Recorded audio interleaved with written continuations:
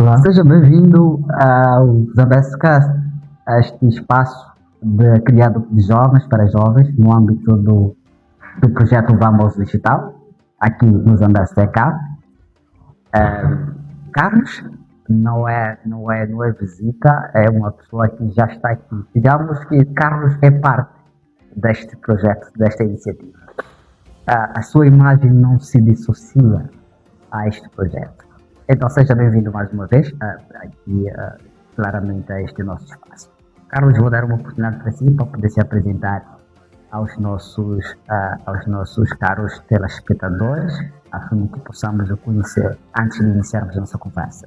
Muito obrigado, Winston, pelo convite. Na verdade, uma honra para mim estar aqui como o primeiro convidado deste espaço, que é o Zambescast. Eu acho que é um espaço que já estávamos a precisar enquanto projeto. Acho que, além de como projeto, acho que os jovens estavam a precisar. Então, agradeço o convite, né, também pecar nessa pessoa e também aproveitar, assim que ainda vamos falar muito sobre isso, mas que espero que este espaço seja um espaço para jovens e que tenhamos aqui jovens inovadores e ao longo da nossa conversa vamos falar o que eu estou a trazer isso já, né? Okay. Realmente eu sou o Carlos Massavanhano Júnior e atuo como assessor técnico de projetos na Moasis. E neste contexto do projeto Vamos Digital, em que é um projeto financiado pela União Europeia através da cooperação italiana, e dentre as várias iniciativas, na verdade, este é um programa, porque Vamos Digital, claro, é um programa, e a iniciativa também está enquadrada numa das componentes deste programa, que é a componente de competências digitais e empreendedorismo para jovens. E estamos aqui a implementar este projeto, esta iniciativa na BFCAP, que é um centro de inovação tecnológico, digital, se assim quisermos dizer, não tem uma tradução literal, e é por essa razão também que o próprio nome da BFCAP, como já tenho visto, não é exatamente o TECAP que nós estamos habituados, mas foi adequado para aquilo que é a realidade local, né? E é nesse sentido que, através dessa iniciativa, que já teve o seu início, e já está mesmo ao rumo, como costuma-se dizer, surgiu, né, como parte de uma das componentes do projeto, esta outra, vamos dizer, este programa, né, que é o Hack for Zambezi, né, que foi um programa que, feliz ou infelizmente, tive a oportunidade de participar da sua concepção. Digamos que é o ONA, o Project ONA, que podemos assumir desta iniciativa do Zambezi, o Hack for Zambezi. Sim. Que foi algo que foi confiado, né, pela organização que responde a mais a quem agradeço por esta oportunidade, e foi algo, na verdade, que foi um desafio, porque no fim do dia, quando começamos a desenhar como um consórcio, né, professor de identidade, vamos falar um pouco mais à frente, mas foi isso. Mas quando começamos a desenhar como um consórcio, eu, na verdade, que tinha essa missão de estar na liderança ou na frente, né, desta equipe, que é uma equipe vasta e muito, muito complementar, eu apenas só tinha participado da hackathon. E então, para mim, foi uma experiência muito fabulosa, mas por isso eu vou falar. É suma de mim, é isso por enquanto, e infelizmente eu vou falar muito, então... É interessante, acredito que muitos que vão de antemão ter acesso ou contato com esta conversa vão logo conhecer, porque desde o início todo este processo já está a ser concebido, a sua presença esteve lá, não é, acompanhada digamos, a toda a evolução. Exato.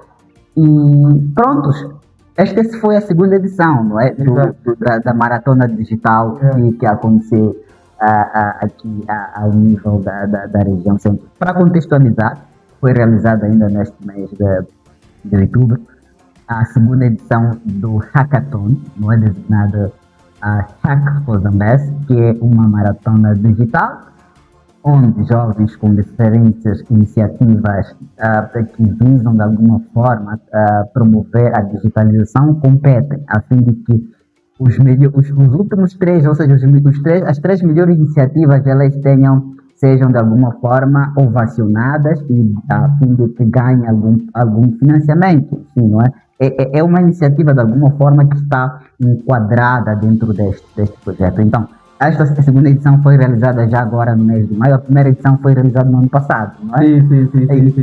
Quais foram as equipas vencedoras do passado? Consegue recordar? Sim. Espero não estar aqui a fazer confusão, afinal de contas, já passa-se algum tempo, né? Mas lembro-se que uma das equipes que penso que ficou em primeiro lugar foi o Agrotuna, que foi uma iniciativa só para contextualizar o desenvolvimento desta segunda edição, que era mesmo para o desafio de economia circular, vou falar um pouco mais à frente. Sim. Esta primeira edição estava um pouco ligada, né? Mas só na parte de produção, né? Porque era ligada à agricultura e toda a cadeia de valor. E, por sinal, tivemos equipes diversas a vencer. A primeira equipe foi uma equipe ligada à economia, por acaso, ao microcrédito, mas no contexto da agricultura, que era Agrotuna. E por acaso foi muito interessante, porque um dos aspectos que nós tentamos trazer aqui na questão do Acto Zambeze é a questão da sustentabilidade dos negócios que são apresentados. Não são negócios digitais, mas tem que ter alguma sustentabilidade. Claramente, obviamente, porque no final do dia o que nós queremos é que estes jovens com iniciativas próprias tenham seus pés para conduzir depois desse projeto. Os projetos existem, tem um ciclo, entretanto, depois do ciclo, essas iniciativas devem ter a capacidade de autossustentar-se. E o que é que nós queremos? Falou de que na primeira edição nós tivemos a debater um assunto extremamente importante, que é a agricultura. Digamos aqui como é que a questão digital alicerça-se, ou seja, faz aqui uma possível não é, ligação com a agricultura. Nesta segunda edição nós falamos de um tema, não é? E este é o nosso assunto hoje de debate. É verdade. Falou-se de economia circular. De vista, um tema muito novo, mas entretanto muito importante e relevante no contexto socioeconômico de Moçambique. Por que economia circular para essa segunda edição? Eu vou começar esta resposta a partir da primeira. Estava mesmo a dizer que tivemos o Agrotuna na área de microcrédito, não, ligado à agricultura, ou seja, mas crédito de consumos agrícolas. Okay? E esta parte eu quero que todos possam retirar a parte do consumo, né? Ou seja, a agricultura, nós temos lá a produção e depois temos o consumo. A questão é, será que tudo que é produzido é consumido? Boa pergunta. Então, paramos por aí. Depois tínhamos a segunda equipe, que era a Europa, que também era de ligação do mercado pesqueiro com aqueles que são os clientes. Sabemos aqui, e era uma equipe que tinham integrantes aqui de Filmar. Algo interessante, que foi muito diferente dessa edição, já agora, é que na primeira edição as candidaturas foram individuais. E depois nós fizemos como equipe uma composição dos membros do grupo, até membros que eram diferentes províncias. Então foi algo muito interessante. Mas voltando à questão pontual, e tínhamos uma terceira que era mesmo agroman, que era a ligação daquilo que é produzido e aquilo que é consumido. Uma das questões que tinha em comum entre as equipes era o desperdício. Nós falávamos de desperdício, ou seja, desperdício daquilo que é produzido, vamos dizer, no campo, ou desperdício daquilo que é tirado do alto mar e alguma conservação. E a questão é, onde é que esse desperdício ia parar? Então é daí onde, na verdade, podemos dizer que acaba surgindo essa questão. É uma questão que, estava a dizer, parece nova, a uma leitura assim, mas se formos analisar o contexto, na verdade, de todo o país, mas de forma particular, aquilo que são as cidades, as comunidades, a nível da região centro, vamos ter produzido muito resíduo, né? E este resíduo contribui não só para outros aspectos de saúde, etc., mas também para a preservação ambiental. Então, neste contexto, fazendo aquilo que também são os SDGs, né? Os Sustainable Development Goals, né? Os Objetivos de Desenvolvimento Sustentável da OMS, olhamos também como esta é uma necessidade, né? Por que não olhar só isto como uma dificuldade que muito reclamamos, que os municípios não fazem a devida gestão, comunidades, tudo mais, como ver este desafio como uma oportunidade, essa dificuldade como uma oportunidade. Daí surgiu essa ideia de, é uma oportunidade, mas para quê? Uma oportunidade para colocar jovens locais a desenvolverem soluções para desafios locais. algo extremamente interessante eu vejo nesta iniciativa, ou seja, nesta temática, a capacidade de olhar os problemas que são extremamente críticos na região do centro. Falo da questão dos resíduos sólidos, que não são devidamente tratados. Exato. Este é o primeiro aspecto. E como consequência de não tratamento desses resíduos sólidos, nós temos impactos severos como as questões das mudanças climáticas. Entretanto, dentro do arcabouço de tratamento desta temática, nós vemos que é um problema e o Vamos Digital propõe soluções. Exato. E olha que essas soluções não são trazidas assim do de fora. São jovens, localmente, vão pensando o que é que nós temos como pensamento para resolver os problemas da nossa casa. Exato. Não é? Então, indo ademais, Carlos, que avaliação faz, digamos, destes tipos de iniciativas a nível, assim, digamos, técnico? Sim. Não é? Primeiro, eu acho que algo muito interessante que estava já a mencionar são jovens locais. É claro que já conheci esses desafios, não é porque a gente aqui trouxe esses desafios à tona, mas algo que eu acho que vem de criar depois de iniciativas e maratonas, no caso concreto, hackathons, é a mudança de mentalidade.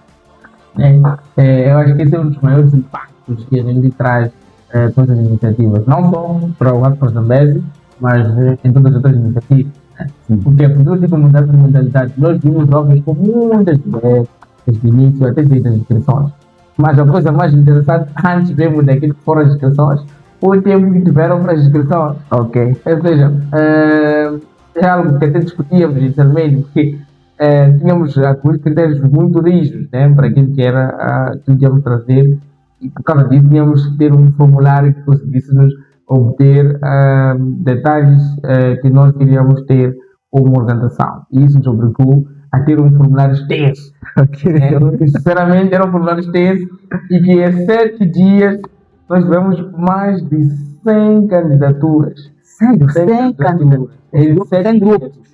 Sim, 100 grupos. Ou seja, estamos a dizer que mais de, porque o mínimo da composição do grupo eram de 3, vamos chegar mais à frente, mas a coisa é que mais de 300 jovens foram mobilizados em 100 dias. Mais de 300 jovens mobilizados. Sim. Existem critérios? Eram homens, mulheres? Existem critérios específicos? Porque o que eu quero entender é a questão de inclusão. Em que medida que nós garantimos a inclusão? Porque num contexto em que se fala de inclusão de mulheres, pessoas com deficiência, conseguimos garantir que estes aspectos estiveram... Aliás, este é um dos aspectos extremamente importantes dentro do processo da implementação do projeto Vamos Digital, a questão de inclusão. Então, entendendo, eu faço essas perguntas porque o Carlos, como eu disse no início, é o project owner desta iniciativa, não é? Então, queria entender como é que se garantiu o processo de inclusão, primeiro. Segundo, só Zambésia participou dos 300 jovens ou eram de toda a região centro de Moçambique, Tete, Manica, Sofala e Zambésia? Esta é uma pergunta muito, mas muito interessante. E eu ia responder começando assim: foi um trabalho exigente, mas um trabalho muito exigente.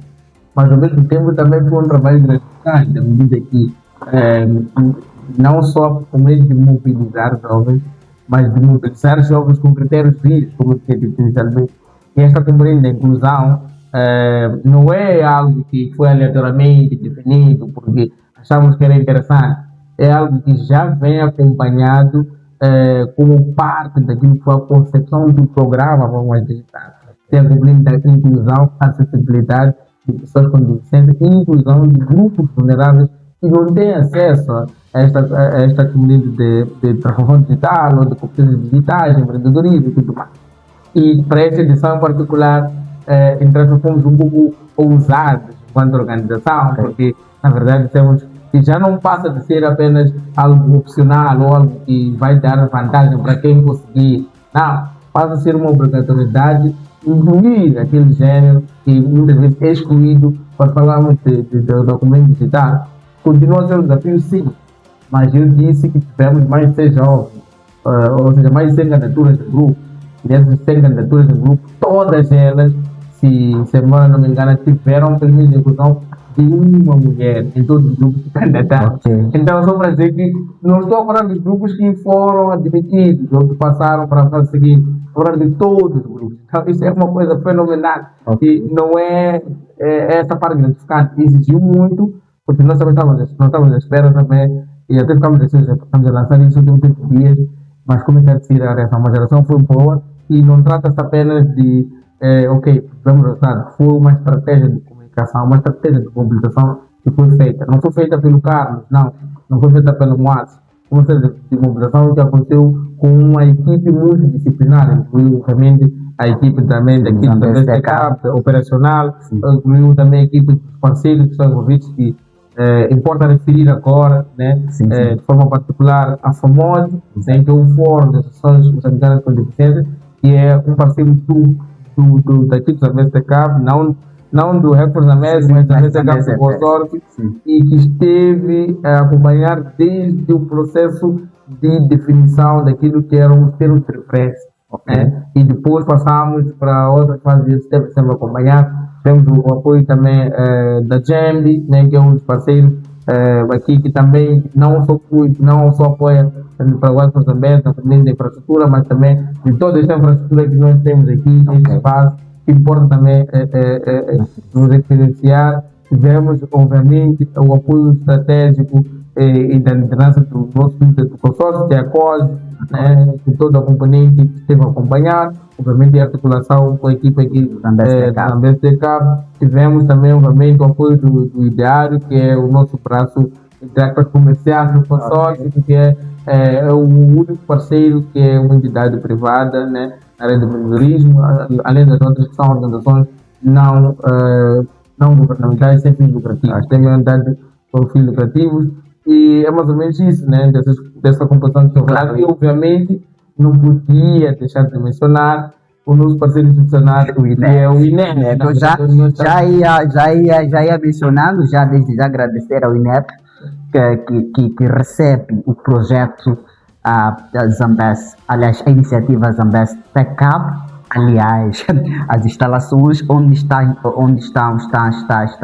hospedado o grande hub da iniciativa Vamos instalar a nível da região centro de Moçambique, que está mesmo aqui no INEP, na província da Zambésia, aqui na cidade de Quilimane. Então, claramente, é um parceiro extremamente relevante no processo. Exato. E só mesmo para terminar essa questão da inclusão e acessibilidade, não mencionei essas entidades apenas a título de comercial ou a título de mencioná-las, mas para fazer entender que o processo de seleção envolveu uma equipe multidisciplinar. E aqui não tratou-se apenas de, ok, vamos lá selecionar pessoas que são diferentes. Não. Ou seja, ele fez uma questão dentro desta, anteriormente, quem foram as províncias que fizeram. Todas as províncias da região sempre estiveram envolvidas, tiveram participado. Temos equipes, algumas, boa parte sim eram todos jovens da mesma província, mas algumas equipes que tinham participantes de 2 províncias. E quando falamos até da própria acessibilidade, nós tivemos 3 equipes, isso é importante referenciar, importantemente, dentro delas, 2 eram 100% de pessoas com deficiência. E uma delas consagrou-se no pódio desta edição, no 3º lugar. Penso que é um giro, se não foge a memória. E outras, e boa parte delas tinham pelo menos uma pessoa com deficiência. Este foi um critério muito rijo e, infelizmente, passa aqui a referenciar, nós tivemos que controlarmos para podermos garantir que houvesse esta continuidade. Então, espera só a questão de controle. Falou de controle, algo me vem à mente. Que avaliação faz sobre o processo de transparência? Porque eu acho que transparência, quando nós falamos desses processos que envolvem competitividade, é extremamente importante ter em conta. Exato. Que avaliação faz? Eu acredito que falou aqui de envolvimento de uma equipa multidisciplinar e eu queria entender, há critérios, claro, há exemplos de alguém, de uma equipa que tentou extravasar, como é que há sanções, porque é preciso entender, porque no final do dia isto conta muito para a credibilidade da questão iniciativas deste género. Claro, eu disse que tivemos equipe disciplinar e esta equipe está para trabalhar não só assim de forma aleatória, não na apresentação, mas mesmo durante o evento.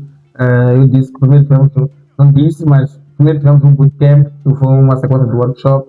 Depois do bootcamp tivemos um 3 dias, não é, que é o próprio de desenvolvimento, né, e mentoria.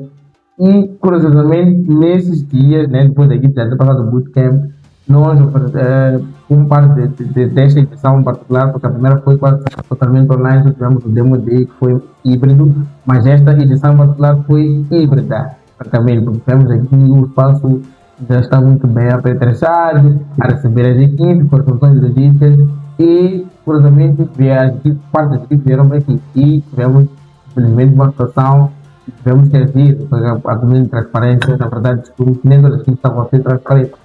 E já existiam, entre aspas, alguns sinais de alerta, né, para esta equipe. Então, nós tentamos perceber, e foi algo mesmo suave, sem nenhuma diligência, algo assim.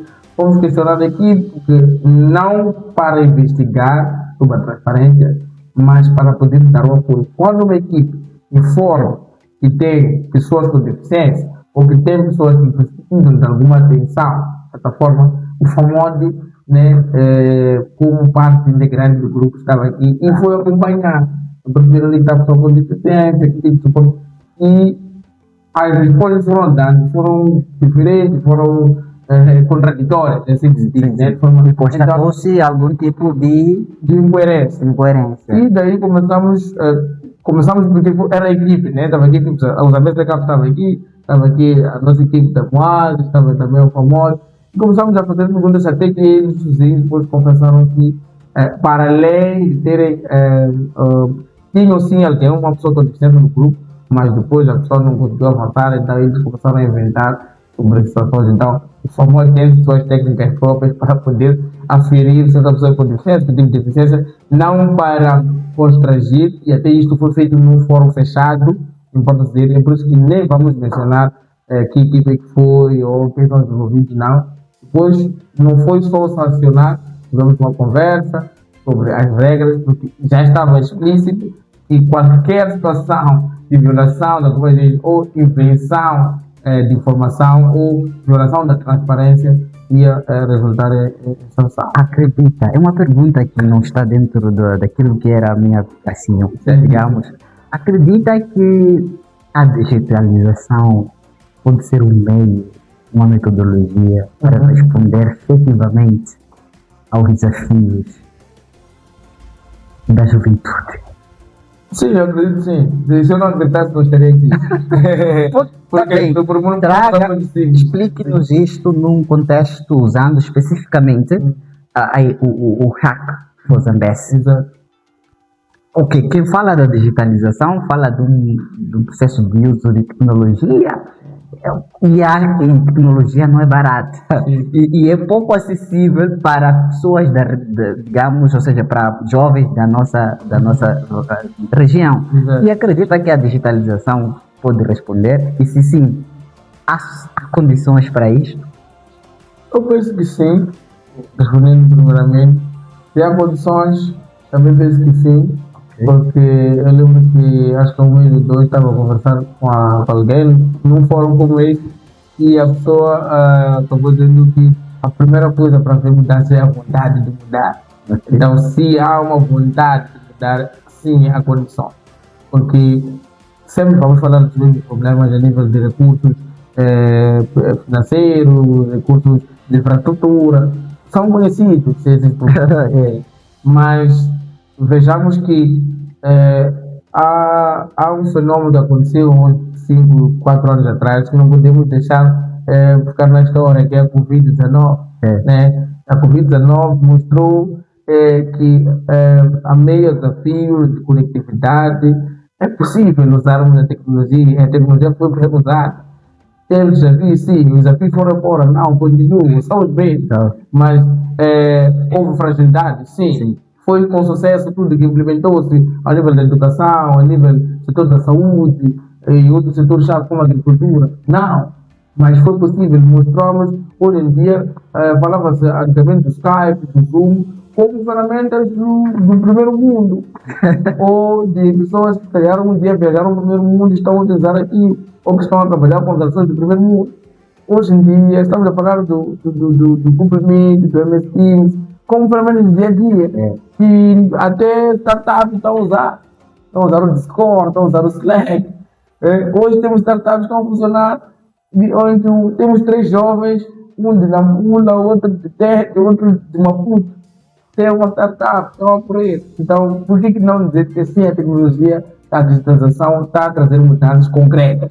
E o Hardcore também é a resposta disso. Como eu disse na primeira edição, tivemos uma equipe de membros de todas essas províncias que eu estou a mencionar.